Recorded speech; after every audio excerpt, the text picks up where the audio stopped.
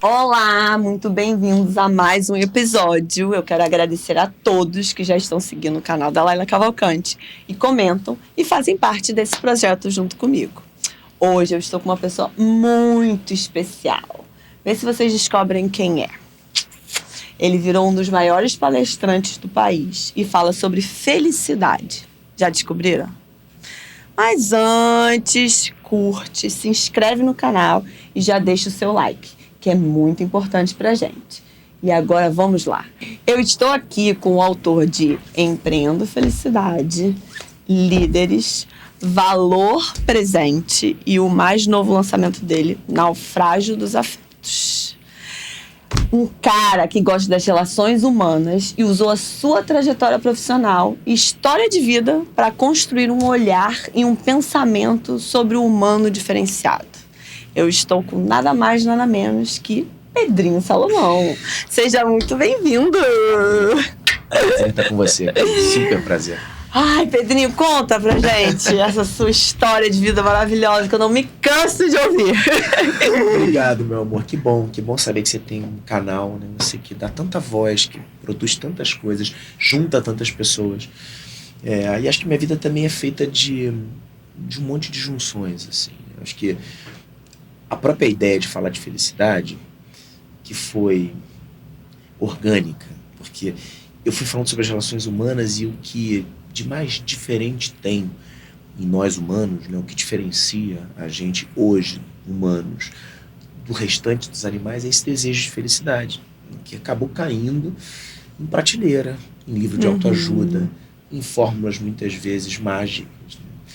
Então esse desejo de felicidade fez com que eu tivesse que repensar as relações humanas. O primeiro livro, Empreendendo Felicidade, ele tem esse nome, não é para criar uma fórmula empreendedora de gerar felicidade, sim, mas é que para a gente pensar que para todos nós alcançarmos a felicidade, se a gente deseja isso como meta de vida, a gente vai precisar de atitudes empreendedoras. Por quê? Porque a felicidade não é mais um item material futuro, como era para os nossos avós. Sim. A gente sabia mais ou menos o que tinha que fazer para construir essa felicidade e mais, a gente sabia que ela era inalcançável nessa vida presente. Era muito comum a gente escutar: eu fiz tudo para que vocês pudessem ser felizes.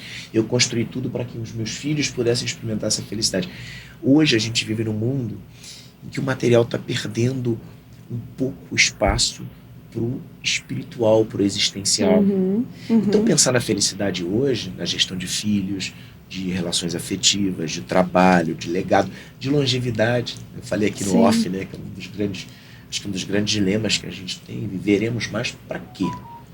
Então eu acho que tudo isso leva todos nós a termos que ter atitudes empreendedoras. Ou a gente muda as fórmulas que a gente teve até então, experimenta novas ideias, ou então a gente vai continuar aqui como um bando de ressentidos, como diria Luiz Felipe Pondé. Então a minha trajetória passa por isso. Eu adoro o óbvio, eu adoro estar alocado não no campo de uma filosofia inacessível, mas de uma filosofia ordinária, porque o que está na ordem do dia para mim tem muito valor, não porque eu sou uma pessoa desapegada, não é por isso não, é porque eu acho que o óbvio, aquilo que está na ordem do dia, são coisas que a gente vai ter que lidar durante toda a vida da gente. Não importa se você é uma empresária bem-sucedida, se você é um palestrante, se você é um autor. O bom dia que você tem que dar para o porteiro é o mesmo que você vai ter que dar durante os próximos 30 anos da sua vida. Como que você lida com esse bom dia? Então, eu tenho abraçado esse ordinário com encantamento.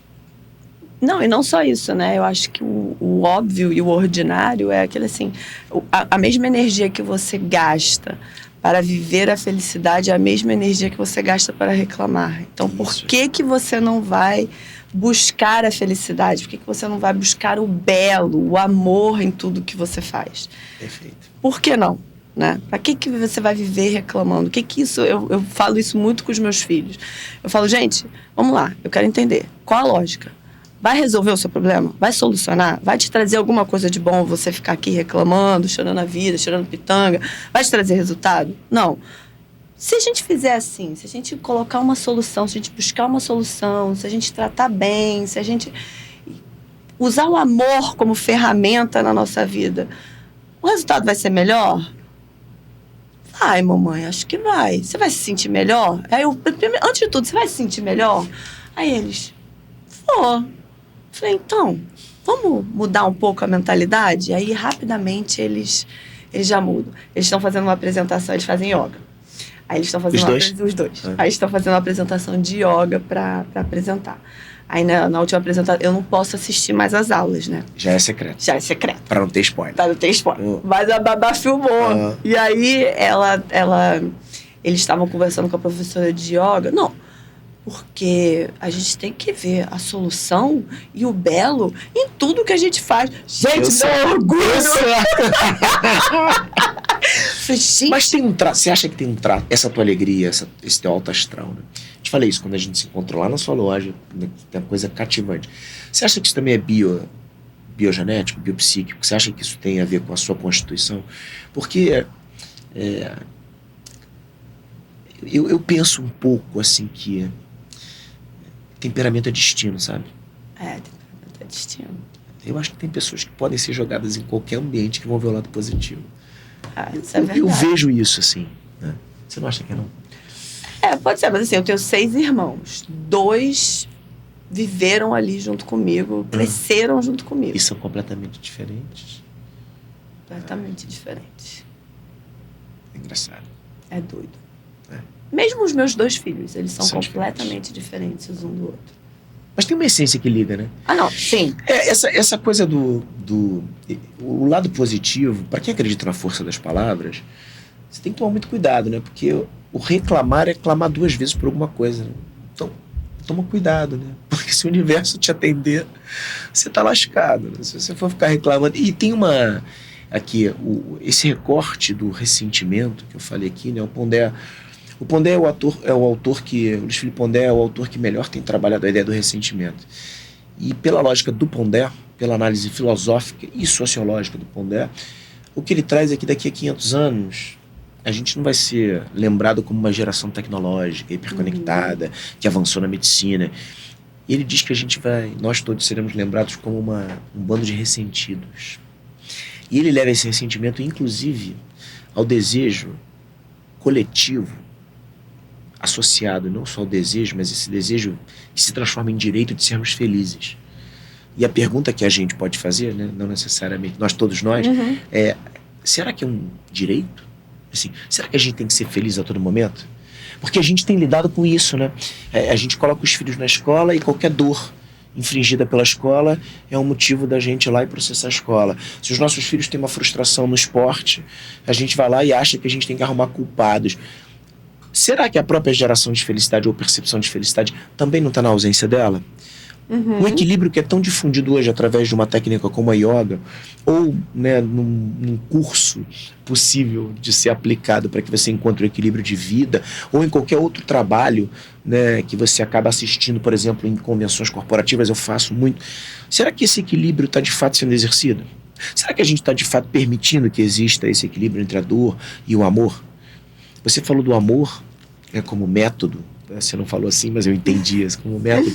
Eu termino grande parte das minhas reflexões, eu falo muito sobre o tempo, né? O tempo, para mim, é o bem mais precioso, mais escasso e sobre o qual a gente tem jogado pouca atenção objetiva. Porque o tempo ou vai para uma lacuna específica, eu vou fazer mindfulness, eu vou fazer meditação, eu vou fazer yoga, ou então a gente vai para o apressado crônico, que diz que não tem tempo para nada. Só que, no fundo, a gente deveria gerenciar o nosso tempo, que é um ativo nosso, né? Meu, seu, com cuidado, com atenção, né? Com equilíbrio. E a gente não tem feito isso. Mas essa análise do tempo, ela sempre acaba na ideia do amor como método. Por quê, Laila? A gente tem se utilizado da dor, historicamente. Por quê? Porque a dor funciona. Faz você mudar. Faz você mudar. Se você tiver que ensinar o seu filho pela dor, se você tiver que dar um castigo, se você der uma bronca daquela, é óbvio que vai funcionar. Até o trauma, né, que a dor causa, funciona, e funciona como método. O único problema é que você, que foi quem aplicou a dor, não aprende nada no processo.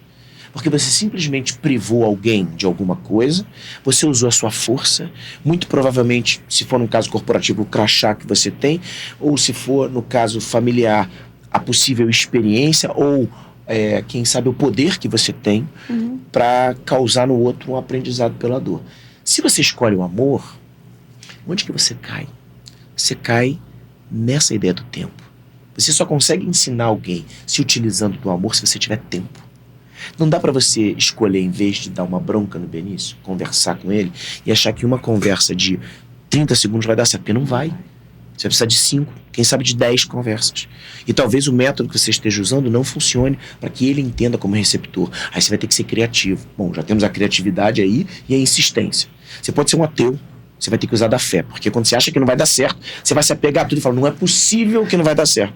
Aí já tem 3 elementos que você repatriou para sua lida com a dificuldade. É verdade. Quando você vê, no fim do processo, essa insistência, essa persistência, esse exercício de fé, tudo isso fez com que você aprendesse mais, inclusive, do que o próprio. Com certeza. Você virou o agente. E o amor tem essa beleza. Só que a gente não tem escolhido esse método porque a gente não tem tempo. A gente não tem tempo. Eu acho que o tempo também está muito ligado a uma questão nossa de disciplina. As pessoas pararam de se organizar.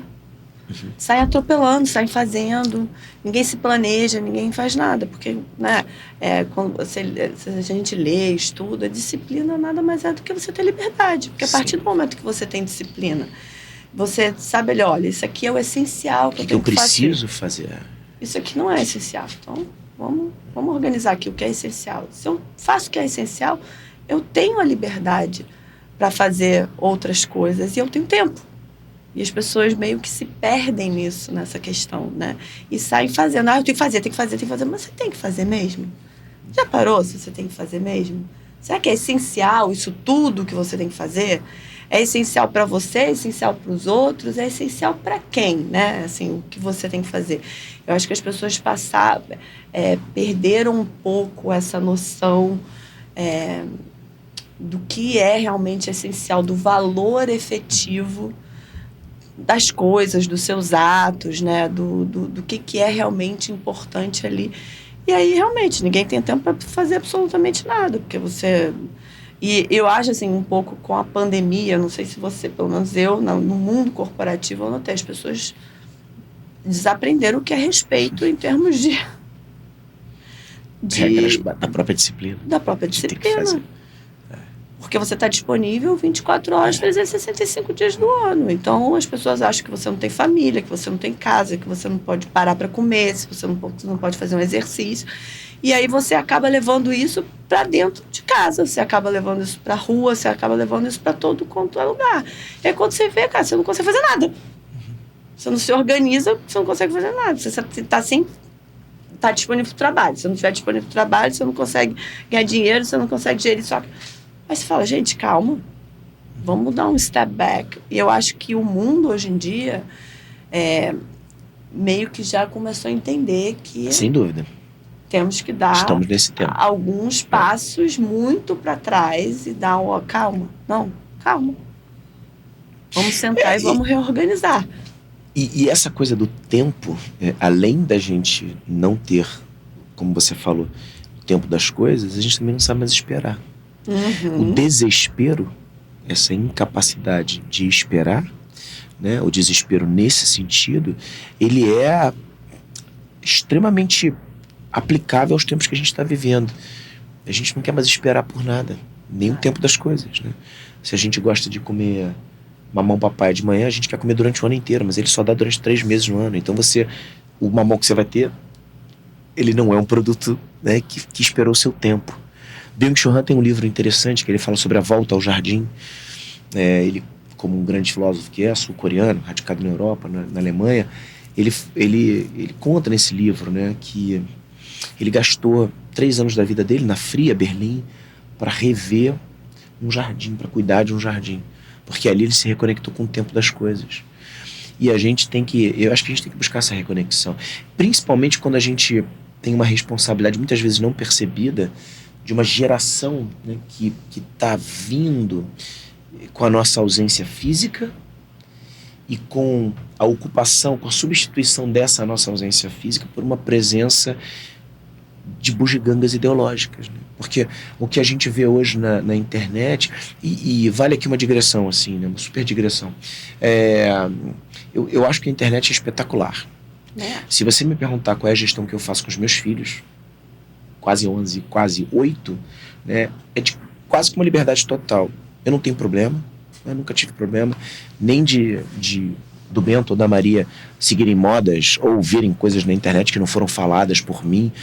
Eu sempre tive, com os meus pais, uma liberdade muito grande de conteúdos de vida, apesar de ser de uma outra geração. Eu tento fazer a mesma coisa com os meus filhos. Eu adoro tecnologia. Eu acho que as mídias sociais são maravilhosas. Então, por isso que eu fiz a digressão. Quem está aqui não é quem é contra esse movimento. Eu só acho que o oferecimento, né, o que a gente tem de oferta, de ocupação do espaço que a gente não está, joga pra gente a responsabilidade de sermos curadores do que os nossos filhos, leia-se, estagiários, filhos, funcionários, estão vendo. Porque se você não ocupa esse espaço, e a gente também já não tem mais tanto espaço para o ócio, alguém está entrando nesse espaço. E o que a gente vê é que a oferta é de uma lojinha de R$1,99, que tem um monte de coisinhas baratinhas que não servem para nada e que tem gerado uma espécie de obesidade intelectual na cabeça dos nossos jovens e também dos nossos adolescentes e quem está entrando aí, né, por exemplo, no mercado de trabalho. Então quem está com mente superlotada não tem espaço para os afetos. Não dá para você gerenciar suas emoções se você a todo momento está sendo bombardeado, demandado por informações, como você falou, que não trazem uma priorização. Se você não der esse limite, se você não se restabelecer com os ritos, o que fez a gente trazer sentido para a nossa vida, Laila? Assim, foram os ritos.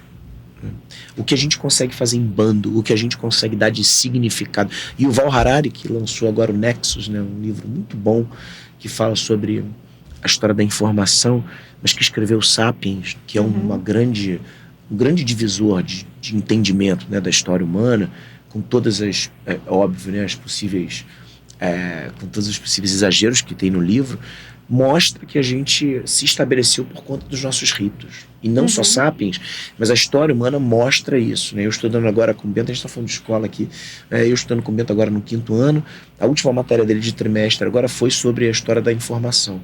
Aí começa lá no Pombo Correio, no Telégrafo, e aí a gente fica pensando quanto que a gente estabelece, e o quanto a gente se estabeleceu a partir dessas crenças que a gente tem, seja das crenças espirituais, da religião, da política, das nações, de um time de futebol. Se a gente não se permitir viver esses ritos, a vida vai perder sentido. Sim. E a gente precisa recuperar isso. Como que a gente tem feito isso? A gente não tem feito isso, né? Então, muitas vezes, querer reativar no convívio corporativo o que se fazia há 50 anos não vai dar certo, mas dá para você criar um outro rito. Sim. Se você fizer em casa, mas não dá mais para sentar na mesa com as crianças, talvez não dê para sentar na mesa como se sentava com os pais, com um sininho, sei lá, e talvez não dê, mas dê para você sentar de outra forma.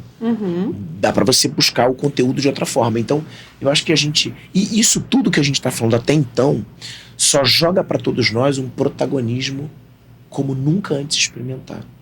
É como se você ganhasse a possibilidade de um papel principal na gestão da sua vida ou na atuação da sua vida e você estivesse querendo ocupar um papel de coadjuvante, de uma participação especial. Não vai funcionar. Então hoje, e isso não é óbvio, tá? Porque antigamente a gente não era ator, nem autor, nenhum nem outro. A gente atuava com sorte, a vida da gente era mais ou menos organizada. Hoje, a gente pode casar quantas vezes a gente quiser, a gente pode escolher fazer o que bem quiser da nossa vida, a gente pode escolher praticar o esporte que a gente quiser. Você lembra na sua época de infância? Na minha época de infância, eu tinha 3 esportes, 4, 5 com sorte. Ué, eu vou te dar a minha história. Eu fui atleta, não sei se você sabe, mas eu fui atleta. Eu cheguei no Fluminense querendo fazer polo aquático.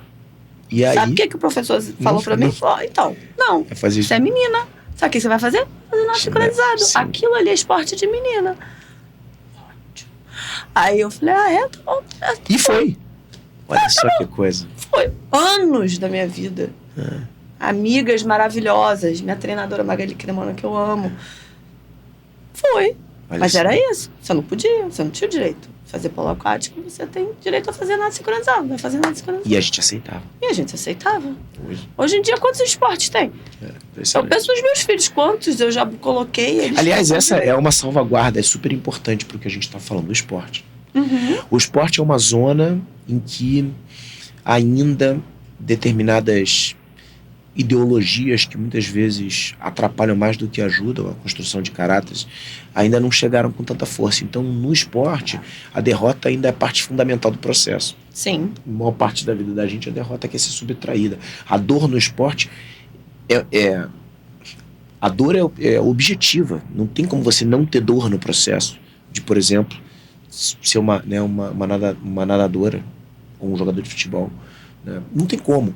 E na vida da gente, Byung-Chul Han, que escreve um livro sobre sociedade paliativa, que ele fala, a gente hoje não tem mais espaço para dor. É, como se fosse proibido como se fosse sofrer. proibido falar sobre isso. Né? Mas, gente, perder. Como assim? Perder, ser sofrer. superado. Se sentir pior, né? Ai, mas gente, também se sentir melhor. Eu falei, gente, mas é ótimo. Caramba, perdi. O que eu... Aí, né, a mentalidade nossa, pelo menos na minha época, era assim, o que eu posso fazer? Vou treinar mais. Melhor. Né? Aí você via com ódio no coração. Vou treinar mais. No dia seguinte. Era tempo, era posição, era o quê? Então você vinha com aquela garra, com aquela vontade, com aquela ambição. E aí, hoje em dia você não pode sofrer, você não pode perder, você não pode ter dor, você não tem ambição. Verdade. E aí você não tem o que buscar. As pessoas perderam o que buscar. Eu acho que isso, assim, eu confesso que é uma luta diária com as crianças em relação a isso. E vai ser, não tem jeito. Dolorido. Mas você falou essa questão do tempo, né? E da gente estar fisicamente presente, da gente... como se... né? Os líderes, né? Nós somos os líderes ali dessa geração. E eu sou baiana, né? Eu estava na Bahia, estava na casa do meu pai, eu estava conversando com meu pai, coisa de trabalho, não sei o quê. Aí meu filho, à noite, deitado comigo, chegou assim, mamãe, eu escutei sua conversa com o vovô. Meu filho, Então, esse seu projeto, será que você pode esperar até você ter uns 50 anos? Aí eu, 50? Ele parou assim, não, 55. Aí eu, 55, meu filho. Pô, mas a mamãe já vai estar mais velha, né? Aí ele, não, o vovô tá com 70 e tá aí super bem. Você vai estar ótima. Aí eu, mas por que você quer que eu espere até... Porque quando você tiver seus 55 anos, eu já vou estar grande, já vou estar provavelmente na faculdade e eu não vou precisar tanto de você na minha vida presente. Olha só. Juro, lágrimas caíram. E o teu papo com seu pai era coisa de isso, trabalho, né? de coisas para fazer, acontecer. Só que ele vê como meu pai trabalha e ele vê o que isso poderia tirar dele. Claro. Falou, se a minha mãe for fazer isso... Eu tô lascado. Eu vou perder a presença dela. Eu não vou ter mais a presença dela que eu tenho hoje em dia. E aí ele falou, mamãe, você não pode esperar, esse seu projeto não pode esperar. E a sua resposta? Aí eu falei assim, olha, meu amor... Não, eu falei pra ele, falei assim, olha só, meu amor, o projeto da mamãe não vai influenciar na presença que eu tenho com você, nem com seu irmão. Porque o meu projeto maior de vida é vocês. Então, o que entrar na minha vida vai entrar para conciliar com vocês, não vai tirar de vocês. Aí ele ficou assim, mamãe, você vai conseguir? Eu falei, não te falei que o projeto de vida é esse? Aí ele, tá bom, virou pro lado e dormiu. Falei, que benção, dormiu. Mas só de fazer essa análise, né? Tem uma questão da liderança que é muito preocupante hoje. Eu escrevi o Líderes em 2000 e... O Líderes foi finalista do Jabuti em 2018. Então, é um livro que foi escrito em 2017, lançado em 2018. E é um livro em que eu falo o Y e o Z, né, que estão no livro. É uma tentativa de entender a liderança a partir da chegada das gerações Y e Z. Então, nascidos de 84 para frente Y, nascidos de 94 para frente Z. O 84 é por conta da criação da internet global, do www. Então, nasce junto com a internet, nasce uma geração que a gente chama de Y aqui no campo da sociologia, enfim. E eu fiz uma aposta de que ali a liderança seria equacionada como uma fórmula bem sucedida se a gente trouxesse, além da força e das ideias, da liderança muscular e cerebral, a liderança cordial. o coração não podia ficar de fora de um exercício de liderança e ficou. Durante muito tempo, qualquer afeto demonstrado num esporte ou no mundo corporativo era tido como fraqueza ou como arrogância. Você tinha que ser basal, neutro. Você não chorava, você não ria. As fábricas vieram para que isso fosse endossado, os uniformes, enfim, você vivia de um jeito. E o que eu falo nesse livro é que a gente precisa resgatar os afetos. Esses afetos são capítulos do livro. Afetos que a gente deixou de lado durante o exercício da liderança. Como incentivo, como conversar, como a tolerância, tudo itens, afetos, percepções, sentimentos que a gente esqueceu no mundo corporativo, no mundo dos negócios. Só que agora a gente tem um desafio maior, porque eu acho que a liderança afetiva, essa que permite os sentimentos, ela já acontece. A gente, de certa forma, eu tenho uma baita honra de ter um livro relevante que fala sobre o tema, que me leva para dentro das organizações para falar nesse lugar, onde eu crio uma ideia, eu acho que robusta, assim, de que a liderança não tem a ver com poder. Se você precisa do seu cargo, da sua patente, do seu título, do seu diploma, do seu crachá para liderar, você é tudo menos um líder. O líder é justamente quem não precisa de nada disso, ou não se apoia num desses itens para poder exercer a sua liderança. Só que hoje, quase uma década depois da escrita desse livro, a gente tem um outro desafio sobre a liderança. A liderança passou a ser, Laila, quase que um item de decoração, um item. Você precisa de muita alegoria para liderar. Os líderes de hoje são aqueles que precisam falar, se comunicar, ter mídias sociais. E quando a gente fala, inclusive dessa possibilidade que a gente tem de priorizar os nossos filhos, 98% da população mundial não tem sequer essa escolha. Faz o que tem que fazer e na maioria das vezes é bem sucedido. Bem sucedido no sentido de construir uma família, educar filhos, sair para trabalhar todos os dias. Aonde que eu quero chegar com essa ideia? A liderança pode e talvez deva ser, na maioria das vezes, silenciosa. Bem como a virtude. Dá para você ser um líder sem um holofote. Sim. Dá para você ser um líder com um compromisso maior de fazer do que de falar. É o famoso fazer mais e falar menos. Esse é o subtítulo do meu novo livro, que se chama Liderança Silenciosa, sobre fazer mais e falar menos. Enquanto a gente discute numa camada periférica da sociedade, mundialmente falando, tá? Possíveis caminhos para liderança, para comportamento, o mundo está andando porque, para a gente estar aqui hoje, o padeiro, durante 30 anos, ele acorda e faz o pão que a gente come todos os dias. Porque o motorista de ônibus sai para dirigir um ônibus com pouco recurso, passa no meio, no caso do Rio de Janeiro, passa no meio de um tiroteio. Porque a pessoa que me ajuda com os meus filhos, a Jéssica, sai de casa lá em Floresta e chega na minha casa durante 2 horas, depois sai para cuidar da filha dela e cuida dos meus filhos com excelência. Então, a maior parte do mundo anda porque as pessoas fazem o que tem que fazer. E a gente fica achando que o mundo só anda porque meia dúzia de pessoas aqui discutem como que a liderança vai se dar. Então, eu acho que a gente também precisa resgatar essa beleza. E aí a gente volta para a ideia do ordinário, não deixa de ser uma visão ordinária sobre a liderança. A gente também precisa resgatar o valor e passar esse valor para os nossos filhos, de que ele pode ser um jogador de futebol mediano e ser muito feliz. Sim. Ele pode estar na média como médico, como economista, como motorista de ônibus, como fazedor de pão, né?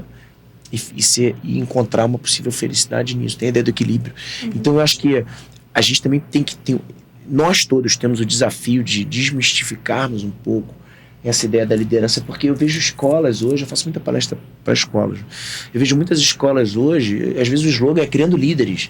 Você imagina assim, então, você pega, a gente estava falando de Santo Inácio aqui, né? Você pega 230 alunos para uma série e você vai fazer 220, 230 líderes. Nem todos têm perfil. E quem não é líder fica onde nessa história? Frustrado, né? E acha que não consegue fazer mais nada da vida. Exatamente. Então, eu acho que a gente também tem se perdido muito nesses temas. Uma pausa rápida no episódio para falar de um de nossos patrocinadores, que é a Isla do Shopping Village Mall, no Rio de Janeiro. A Isla é uma marca brasileira de bolsas e clutches únicas e atemporais. Para saber mais, entre no Instagram Isla_Village Mall ou escaneie o QR Code aqui na tela. É interessante porque eu tenho a loja, né? E aí eu tenho o meu time de vendedores, eu tinha uma vendedora excelente. E o sonho dela era virar gerente, era não sei o quê. Só que eu cheguei pra ela e falei assim, deixa eu te explicar uma coisa. Você não tem perfil. Mas não é porque você não é boa. Você é sensacional. Você é excelente. Só que você já parou pra pensar, já parou pra analisar o que é ser uma gerente?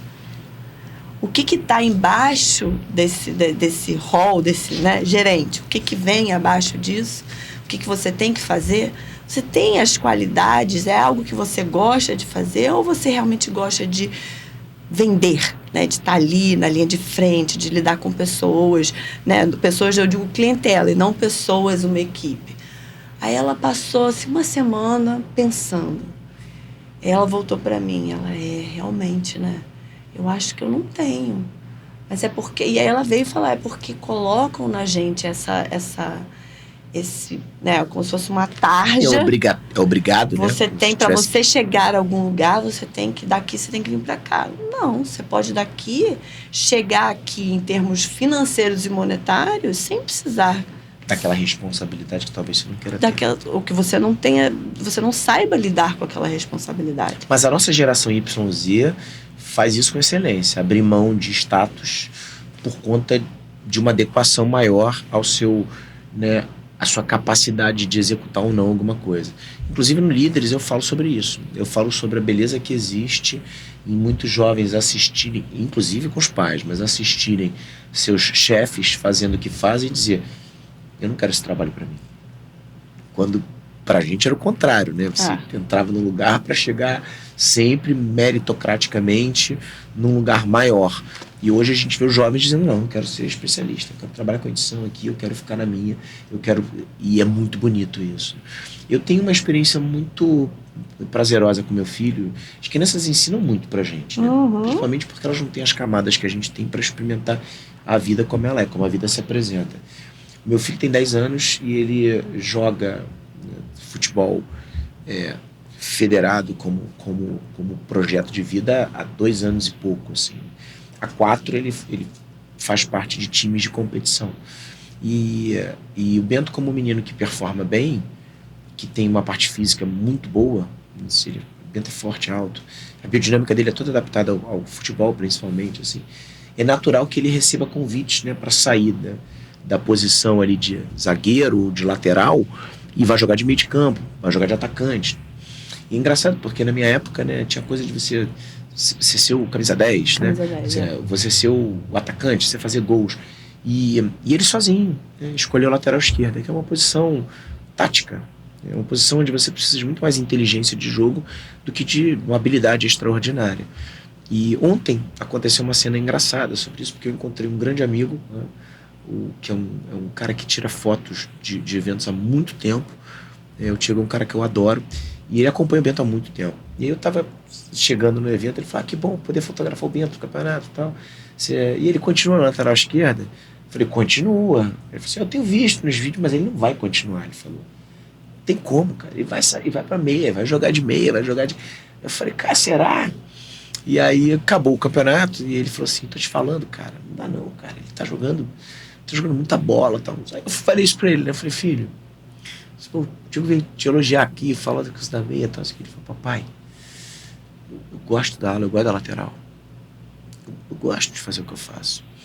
Então é engraçado como às vezes com 10 anos, se a gente permitir, se as regras do mundo permitirem, se o que a gente faz ou deixa de fazer com os nossos filhos permitir que eles possam perceber as coisas como elas são, ou como elas podem ser, as coisas talvez funcionem melhor. E aí ele tá bem, é claro, você não pode confundir isso com uma zona de conforto, mas ele vai se tornando um especialista em alguma coisa que quase ninguém é, que é mais raro atuar na posição que ele atua, e ele enxerga beleza nisso. Ele gosta de exercer esse ordinário. E quando você vai vendo dentro do perfil de desenvolvimento dele, tem muito mais a ver esse perfil de ser um coadjuvante no sentido necessário, porque não dá pra você fazer um filme sem coadjuvante. Não dá pra você ter um time com 10 camisas 10. O time não funciona. Você precisa de alguém que faça aquilo bem feito. E aí quando você vê, a trajetória do Bento se confunde com... a escolha do Bento se confunde muito com o Felipe Luiz, né, que é o técnico do Flamengo hoje, e que é um ser humano, um beijo pro Felipe, porque é um ser humano extraordinário, né, na vivência humana, deu muita força pro Bento, sem nenhuma relação, né? Mas viu, enfim, recebeu, e é um cara que ajuda. Teve uma conversa transformadora na vida do Bento uma vez, e o Bento pega esse exemplo de alguém que né, que fez o que tinha que fazer durante todo o tempo e hoje está tendo esse sucesso meteórico como treinador do Flamengo, porque usou a inteligência muito mais do que a capacidade técnica, inovadora, de comunicação, de marketing. É um cara que é uma liderança silenciosa.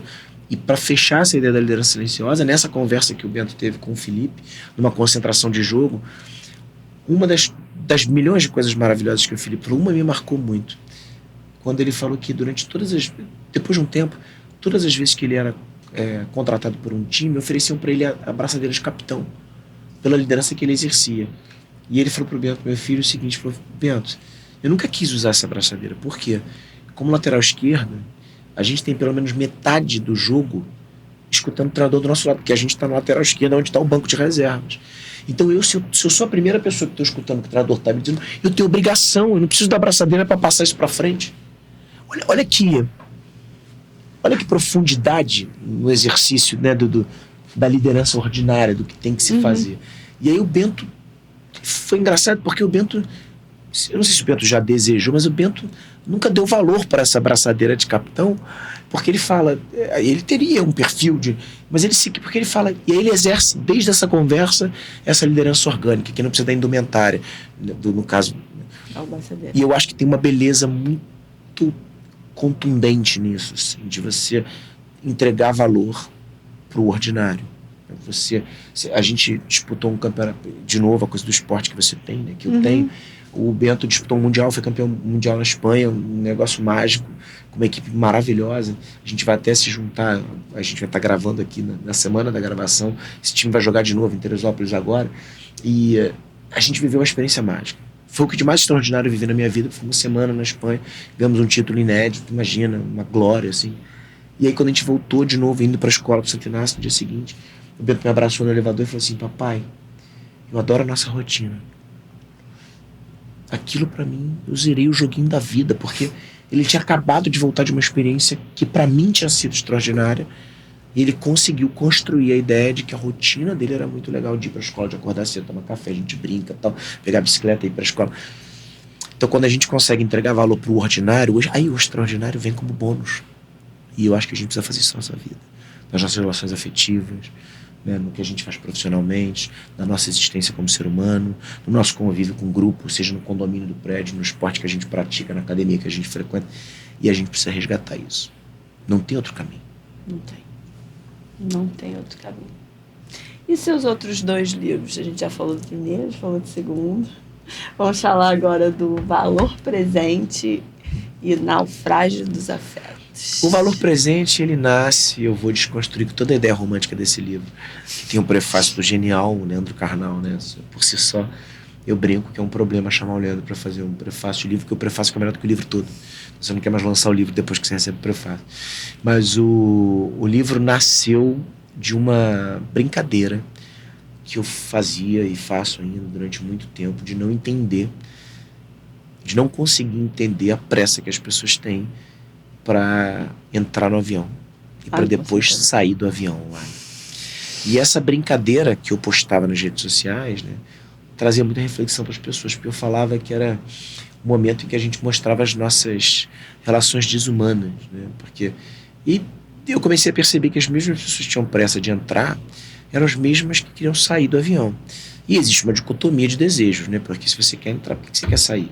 Se você gosta tanto de entrar primeiro, por que você quer ser o primeiro a sair? O que era uma brincadeira, num primeiro dia de ano, num primeiro dia útil de ano, há uns 4 anos atrás, eu tive uma palestra que era dia 4 de janeiro. Tinha que pegar um avião dia 3 de janeiro, era o primeiro dia útil do ano.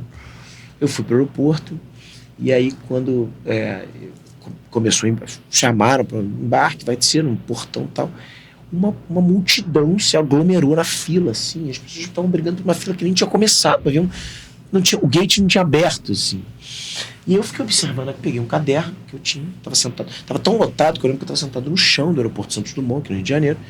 Eu peguei um caderno, né, e comecei a a notar assim, a roupa das pessoas que estavam se degladiando. Eu falei, não é possível, vão ser as mesmas pessoas que quando o avião pousava vão querer sair, eram as mesmas pessoas.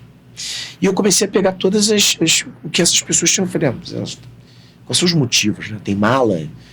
Não tinha, a maioria, uma ou outra tinha, mas era bolsa de... Eu falei, cara, não tem nenhuma justificativa para as pessoas estarem desse jeito. Eu quero botar a mala para não perder lugar, sei para lá, despachar. E aí quando o avião pousou, essas pessoas se degladiavam para sair. E para onde eu estava indo, no avião que eu estava indo, o pouso não era feito dentro de um... Né, não tinha um finger, não tinha aquele... O finger é aquela extensão do aeroporto que faz com que você saia direto no saguão. Você tinha que pegar um ônibus. Então quem sai primeiro, entra primeiro no ônibus e é o último a sair do ônibus. Ou seja, né, eles eram os últimos em tudo. Não. Isso quando a pessoa não entra no ônibus e fica na porta. Pra ninguém entrar. Mas não adianta, porque tá vindo muita gente. Se você for primeiro, você vai ter que se alocar ali. E aí eu falei, cara, isso merece um livro. Isso merece uma reflexão filosófica. E foi assim, porque aí eu peguei esse ano inteiro voando para observar os outros elementos os outros comportamentos de pressas injustificáveis que nos desumanizam. Né? Algumas delas, por exemplo, como você está num sinal, você quer atravessar a rua no sinal, em vez de você esperar na calçada, você anda, você dá 2 passos para dentro da rua. Aquilo não adianta nada, porque você não vê quando o sinal fechou, o carro não muda a sua vida. Corre o risco de ser atropelado. Exatamente, né? Ou quando você vai no banheiro, aperta a descarga antes de fazer o pipi. Ou quando você está esperando o elevador, você aperta 10 vezes o botão do elevador. Nenhum elevador no mundo acelera. E eu falei, cara, a gente está se desumanizando pela pressa. E aí, durante um ano inteiro, eu resolvi pensar numa lógica em que a pressa, além de inimiga da perfeição, já sabida por todos nós, ela é, sobretudo, inimiga da humanização. E aí eu comecei a perceber como que a gente lidava com o tempo e como que a pressa era a doença pós-moderna, uma das doenças pós-modernas mais graves que a gente enfrenta. E aí eu escrevi um livro sobre como que a gente pode estancar essa sangria, essa pressa que nos desumaniza. Então o Valor Presente tem como subtítulo a estranha capacidade de vivermos um dia de cada vez, porque é estranho hoje você aceitar que é um dia de cada vez, mas é um convite para que a gente volte a viver um dia de cada vez. Né? E aí tem algumas passagens no livro que são muito marcantes, assim, sobre esse tempo de vida. Eu lembro que uma vez eu estava numa pracinha, eu moro em Copacabana, estava na praça do bairro Peixoto, que é uma praça bucólica, gostosa, e eu estava brincando com os meus filhos. Era um dia em que tinha um lamaçal assim, muito grande.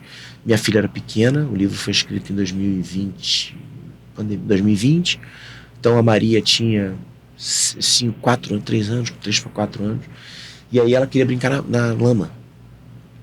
A gente tinha visto há pouco tempo um episódio da Peppa, em que ela brincava na lama, e ela falou, papai, a gente pode brincar na lama? E naquele dia eu achei super... Falei, vamos brincar na lama. Mas era muita lama. A gente tirou o sapato, eu, ela e meu filho, e a gente ficou brincando na lama, descendo, escorrega, caía de bunda na lama e tal. E aí um senhor de idade me puxou, falou assim, meu filho, eu tô vendo que você adora ser pai, mas eu vou dizer um negócio pra você. Continua fazendo o que você tá fazendo, aproveite, porque passa rápido. Ele me falou isso. Eu falei, obrigado pela dica e tal.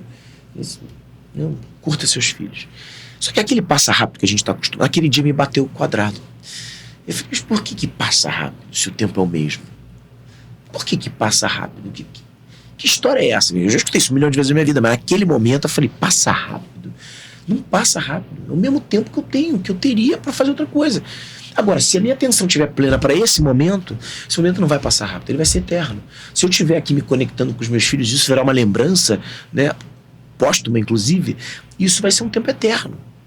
Você pode atingir a imortalidade se você se faz presente. Se o meu momento com você é um momento inesquecível, eu com a Laila na sua loja, como foi, eu me lembro, aquilo é um frame de imortalidade.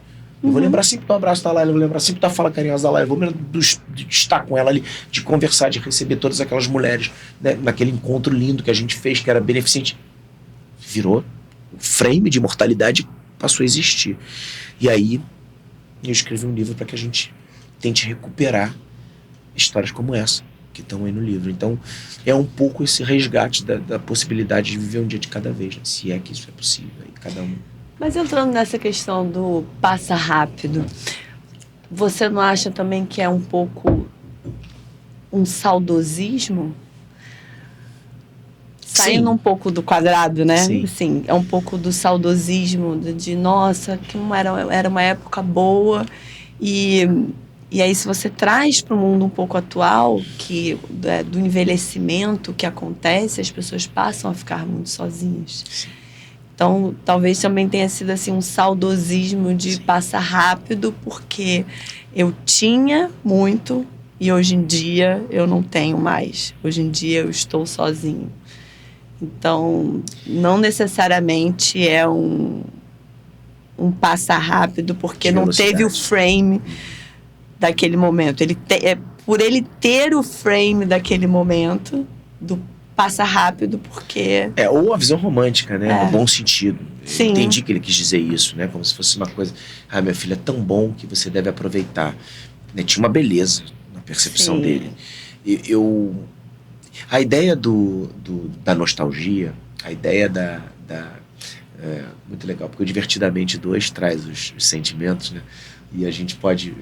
É muito legal a ideia do filme, de uma maneira, até para adultos. Né? Sim, eu fiz uma anotação quando eu vi o filme. E a gente organiza melhor, né, os sentimentos. É muito legal. A gente fala pouco sobre isso. Mas a gente tem que tomar muito cuidado, porque a nostalgia, em excesso, ela vira ressentimento. Né? Uhum. Alguém que só consegue enxergar... Uma coisa é você ter encantamento pelo passado, que te gerou coisas positivas, que te ensinou e que faz parte do seu legado, ou da sua ancestralidade. Isso é espetacular. Só que tem gente que não consegue sair do passado. Sim. E o excesso de passado vira ressentimento. Que vira depressão. Aí já era.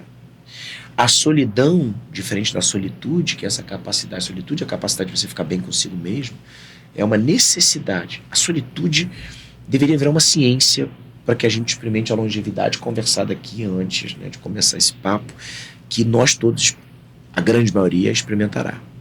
Seríamos longevos e mais sós do que foram os nossos ancestrais e antepassados, porque eu tenho 2 filhos, você tem 2, você teve 6 irmãos, eu tive 3 irmãs, a média está diminuindo, né? Então assim, essa menor presença de cuidadores e de filhos, né? Casamentos que não duram mais o tempo inteiro, duravam, e um cônjuge cuidava do outro, você tinha essa coisa de ter que ter mulheres na família para que pudessem cuidar dos pais longevos. Eu lembro dos meus avós árabes falando isso, porque elas tinham uma capacidade de cuidar melhor. Imagina que loucura no mundo de hoje. Então, experimentar né, essa longevidade com essa beleza da solitude é espetacular. Mas também não dá para a gente experimentar. Se o excesso de passado leva ao remorso, o excesso de futuro leva à angústia. Também não adianta a gente querer ansiedade, né? Não adianta a gente querer prever. Eu conheço muitos preocupados e eu conheço cada vez menos ocupados. Tem muita gente boa em preocupação, em projetar coisas que nem sabe se vão acontecer e se preocupam tanto que não conseguem se ocupar de nada que aqui faça diferença. E aí você precisa ocupar. Se você não tiver ocupação aqui, você não vai transformar o seu ambiente. A gente tem que tomar cuidado. Por isso que toda vez que a gente fala de tempo e de amor, que a gente começou falando sobre isso aqui, a gente fala de caridade. Porque caridade não é doar o que a gente tem de sobra. Doar o que a gente tem de sobra é obrigação. Muitas vezes é descarte. Você doa uma roupa que você não usa. Mas quando você não tem alguma coisa, você sabe que isso faz falta para o outro, né? Você doa para o outro o pouco que você tem. Isso é caridade. Doar o que você não tem. E o bem que é escasso a todos nós 5 presentes aqui, né, nesse estúdio, e mais tantos que vão se inscrever no canal e vão assistir, né, as tuas falas, enfim, os teus convidados, é o tempo. O que todos nós gostaríamos de ter mais na vida da gente é o tempo. Então a maior caridade que a gente pode fazer pelo outro é doar o nosso tempo. Tem caridade maior que você pode fazer pelo outro. Escutar, né? De verdade. Esse tempo, que é o que exatamente, que é o tempo presente. Não é o tempo futuro de projeções e nem o tempo passado que ficou para trás, é o tempo presente. E a gente tem tido muita dificuldade de desembrulhar esse presente, né, para se entregar para o outro. E eu acho que isso vale para tudo. Vale para tudo. Vale para as relações afetivas, sexuais, emocionais. Né? A gente está vivendo um tempo extremamente complicado, onde a gente substituiu o erótico, né, que é tão bonito, né, desnudar alguma coisa pelo pornográfico. A vida da gente hoje, e eu tô falando no sentido também literal e também no metafórico, né? Porque tudo hoje é nu e cru. Né? Promiscuidade, pornografia. Para tudo, né? e para tudo, né? Assim, você não tem mais eu fico pensando sempre, né? Qual vai ser o maior desafio dos nossos jovens, das nossas crianças, né? A paquera. Como é que você vai fazer? Para onde que a gente está levando o conquistar, né? Que é tão construtivo de caráter e de personalidade, né? Porque a gente não tem, mas assim, você está perdendo isso, né? A gente está criando regra para os afetos. Tem afetos que não tem regras. Tem afetos que são experimentais. E hoje você vê uma série de regrinhas. Isso é uma coisa que, para mim, é um ponto de atenção muito grande sobre o que a gente está fazendo com a educação. Tanto a educação da academia, escolar, quanto a educação das famílias, das casas.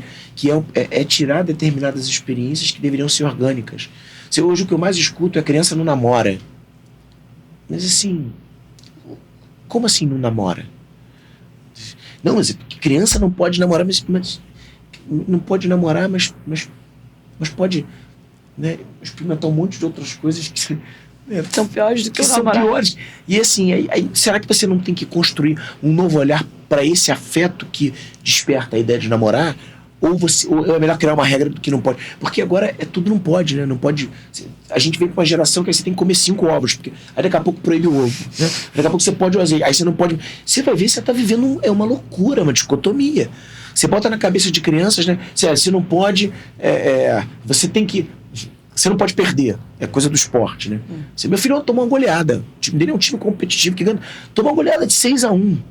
Há quanto tempo que eu não vejo tomar uma goleada? Aí você sai, todo mundo dizendo, mas o que aconteceu? Não aconteceu nada. Vocês tomaram um amasso, passou um caminhão em cima de vocês. Vocês perderam. A única coisa que vocês podem fazer é começar a treinar hoje, segunda-feira.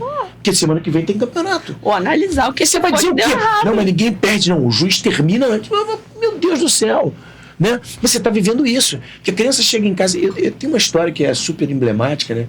Agora é passível de ser cancelado, né? Vamos lá. Mas é porque é porque eu acho que a gente está num papo gostoso com pessoas que a gente gosta, a gente, né? É engraçado, porque se a criança fala pra gente assim, né? Ah, fulano é feio. Acabou o belo, né? Não tem mais o belo no mundo. Porque você não pode mais achar ninguém feio. Você não pode mais. Você precisa achar todo mundo lindo na mesma proporção. Ninguém pode ter opinião A própria. beleza cura. Assim, você não pode tirar de uma criança. Ah, o coleguinha é chato. Você precisa. Não tem gente chata. Todo mundo é legal. Não é legal. Você não tem como construir isso dentro da cabeça. Porque você não vai conseguir. A dicotomia, a ambivalência, né? A criança sentiu raiva, se comportou. Faz parte da ambivalência humana você ficar com ira. Inclusive da gente, de pais.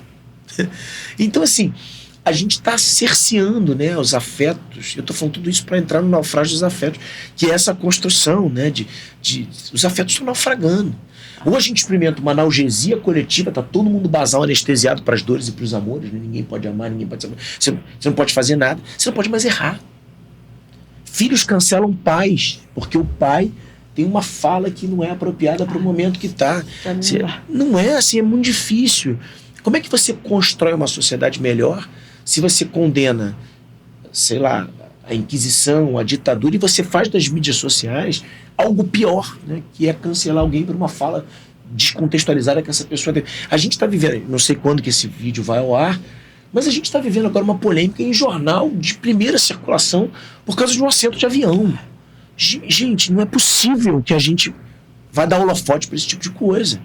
Não é possível que a discussão central de uma sociedade vai ser pautada pelo direito ou não de uma criança sentar numa cadeira de avião, porque tudo vira todos viram sociólogos e psicólogos e antropólogos para falar do comportamento. Certas coisas acontecem porque tem que acontecer. E aí a gente entra também na questão da frustração. Total, a criança não pode ficar frustrada mais, né? porque não pode sentar na cadeira do avião. Assim, então, e eu acho que é importante a gente falar sobre isso, sabe, Laila? Assim, porque se a gente não fala sobre isso nas organizações, se a gente perde a coragem, né? Lembrando que coragem não é ausência de medo, né? A coragem é o enfrentar do medo. A gente sabe, né? É difícil, certos temas são controversos, problemáticos. Você não pode criar uma criança para dizer que toda a humanidade vai ser bela, né? E que tudo vai ser muito legal, e que a construção de uma relação afetiva e amorosa vai acontecer diante de um match que vai dar por causa de um aplicativo onde você tem todos os pré-requisitos elaborados. Não dá, isso vai acontecer, né? Daqui a pouco, sim, a gente vai entrar numa era, né, onde vai ser raro você contar que você nasceu fruto de uma relação sexual.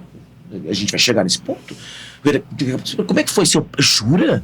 Mas foi de uma relação sexual? Não foi de uma manipulação genética que aconteceu porque todo mundo queria que acontecesse dentro de um ambiente seguro? Não dá. Aí a gente vai se esvaziar de experiência humana. E a gente vai se desumanizar. E a gente vai continuar caindo. A gente vai ter aos baldes, né, esses mergulhos em depressões injustificadas. Não nas patológicas químicas, mas nessas situacionais e sociológicas que a gente está vendo. Nessa perda de sentido. De jovens que não conseguem. É claro, né? Como é que você tem uma vida que tem sentido se você tira dela o libido, os afetos, os amores, as dores, as frustrações, as vitórias, as derrotas, o belo, o feio, chato, né? legal. A questão das... Então, assim, não dá para você olhar um dia de sol, né, e imediatamente um nascer de sol e você fala que cena linda e maravilhosa, e você achar que uma outra cena não tem que ser tão linda quanto essa. Aquela beleza divina que Deus... Aquilo é uma beleza, aquilo é um frame de beleza. Você pode achar outras características num outro lugar, você pode aprender mais num outro ambiente, mas o belo é o belo. O belo salva. Então a gente precisa... bela. Não tem jeito. Toda vez que acontece alguma coisa, você é uma chata. Eu falei, nossa, tá funcionando. Que bom, né? Você pode achar alguém chato, pô. Caramba, tá funcionando. Se você me acha chata, eu tenho certeza que tá funcionando. É isso, que bom aí que você pode ser chata. Mais raiva ainda de mim. Mas cara, você não pode, assim, tá muito complicado. Isso, essa parte, a gente tá sendo reprovado, assim, a gente tá reprovando todos os anos nessa construção. E por isso, e é louco, porque a gente está vivendo na questão dos afetos, a gente tem uma possibilidade, de novo, né? Eu sou um otimista, então eu sempre acabo achando que as coisas estão melhorando. Mas a gente está tendo uma possibilidade como nunca se teve antes de discutir, de conversar, inclusive a gente está fazendo isso agora aqui, de conversar sobre caminhos, né? Para mitigar determinadas, acho que, desigualdades, inclusive afetivas. O livro começa com uma reflexão profunda, em que eu falo sobre o impacto que a desigualdade social teve na minha formação. Era um dos maiores problemas da humanidade, a desigualdade social, inclusive na escola. Era o que me diziam, desigualdade social, um problema a ser enfrentado. E a reflexão que eu faço é que hoje a desigualdade afetiva e emocional é um problema tão grave quanto a desigualdade social foi na década de 80, quando eu estava na escola. A desigualdade social continua sendo um problema, mas ela tem atenção. As pessoas estão tentando resolver o problema, erradicando a miséria absoluta do planeta. São batalhas bem-sucedidas, travadas e, né, de alguma forma vencidas. Mas a desigualdade social e afetiva, a desigualdade emocional e afetiva não foi percebida. Laila, para pensar numa coisa. Você consegue pegar 10 pessoas do seu convívio que estão afetivamente plenas, bem cuidadas? Não consegue. Não tem. Com sorte você vai achar 3. E 30 flageladas. 30 que estão enfrentando problemas e dilemas diários, porque não conseguem lidar com seus afetos. Ou a gente joga atenção para isso, ou a gente percebe que isso faz parte de uma construção da sociedade, ou a gente vai correr o risco de perder grande parte da geração. A gente está discutindo nas mídias sociais temas que, para a grande maioria dos seres humanos, não tem importância. Enquanto a gente acha que é importante, tem um monte de gente que não está preocupado com o adjetivo que está sendo usado para ela, porque o que ela está preocupada mesmo é que ela pega 3 horas de condução todo dia para trabalhar e trabalha. E bota comida na mesa e faz um bico e resolve o problema da família. E no final de semana se diverte com os amigos. Então, assim, enquanto a gente está achando que a gente está curando o mundo está andando. Né? O mundo está andando. O que a gente está fazendo? A gente tem tempo para erradicar ou para lutar contra a fome na África, porque pinta uma campanha, todo mundo se preocupa durante uma semana, mas a gente não quer jantar com os nossos filhos dentro de casa. A gente não quer sentar para um jantar presencial porque a gente não quer escutar problema. Porque a gente não quer olhar pra gente. A gente não quer olhar pra gente. Não é nem olhar pro outro, a gente não quer olhar pra gente. Porque o problema é nosso. Porque se a gente fizer isso, a gente vai começar a sentir, vai ter que pensar a culpa, e aí as pessoas não querem parar para olhar para si mesmo. É isso. Que é a maior dor hoje em dia, né? É a pessoa olhar para si mesmo. Você vai fugindo. Você vai fugindo, arranjando o que fazer. É. E seu novo livro? Liderança Silenciosa, sobre fazer mais e falar menos. De novo, eu acho que o ordinário volta como interseção dos pensamentos, porque é trazer um pouco de beleza. Eu gostaria que esse livro se transformasse numa, não sei se num manifesto, mas numa possibilidade de entregar para esses líderes silenciosos um reconhecimento. Eu não espero que meus filhos sejam fora da curva, extraordinários, mas eu espero que eles entendam que o que eles tiverem que fazer, se bem feito, vai gerar bons benefícios para quem estiver usufruindo disso. Ao redor. Muito bom. Uma última mensagem das muitas que falamos aqui para os nossos maravilhosos ouvintes inscritos. A gente falou do ordinário e eu acredito fielmente que a felicidade é ordinária. Se eu tivesse que dar uma definição para a felicidade, eu diria que ela é ordinária. Porque a todo momento que você aloca a felicidade no extraordinário, como é extraordinário, com sorte você vai ter alguns pequenos recortes durante a vida, porque a maior parte da sua vida vai ser ordinária. Agora, se você consegue enxergar a beleza no ordinário, grandes chances de a maior parte da sua vida ser permeada por momentos felizes. É quase que uma lógica aritmética e matemática, assim. Então, eu gosto de trabalhar a felicidade como algo ordinário. Gosto. E aí eu acrescentaria para não só trabalhar a felicidade dentro do ordinário, mas para trazer autonomia e autoridade para dentro dessa felicidade dentro do ordinário. Autenticidade, para trazer o controle desse ordinário e se fazer presente dentro desse ordinário, não delegar essa autoridade. A gente delega tanto, nossa. Dentro do ordinário, porque foi um pouco do que a gente falou aqui, né? Nós somos os protagonistas e não coadjuvantes. E se nós não fizermos o nosso papel de protagonismo, a gente perdeu o ordinário. Concordo plenamente. Você é uma protagonista, né? Somos não, mas você movimenta muita coisa. Parabéns, minha amiga, que você tenha muito sucesso. Né? Muita gente escute o que você tem para dizer, seus convidados. Obrigado pelo convite, amei. Muito obrigada por ter vindo. Ficaríamos aqui o dia inteiro. É verdade. Vamos agora à nossa dica cultural. Livros, filmes, séries. E hoje estou com o Pedrinho Salomão e vamos falar do último livro dele, Naufrágio dos Afetos. Mas antes eu vou mostrar para vocês todos os livros que ele escreveu. Então tem Empreendo Felicidade, O Líderes e O Valor Presente. Esse aqui eu não li, é o único, vou ler, depois eu conto para vocês. Mas vamos falar do Naufrágio dos Afetos. Vamos lá, Pedrinho. Então, esse livro é o filho caçula, que nasce por último, mas não menos importante, porque ele tem o desafio de fazer com que nós todos saiamos da nossa analgesia coletiva. E eu tenho a sensação de que nos últimos tempos a gente tentou tirar as dores e até os amores, né? Os afetos alegres. A gente tem experimentado para eles as edições, as dopaminas das telas, né? Os compartilhamentos, e a gente esquece de vivê-los. E para as dores a gente procura medicamentos. Na prateleira tem medicamento para quase tudo. E a gente esquece que a maior transformação que a gente pode sofrer e passar, ela vem diante da nossa lucidez, assim, né? De um afeto bruto. Naufrágio dos Afetos tem esse desafio, né? De trazermos todos para os afetos à flor da pele, que a gente não deixe eles afundarem, que a gente possa senti-los aqui. E voltamos ao que sempre falamos aqui no canal. A vida é feita de relacionamento e conexões. E nada mais do que afetos. Obrigada a todos. Beijo!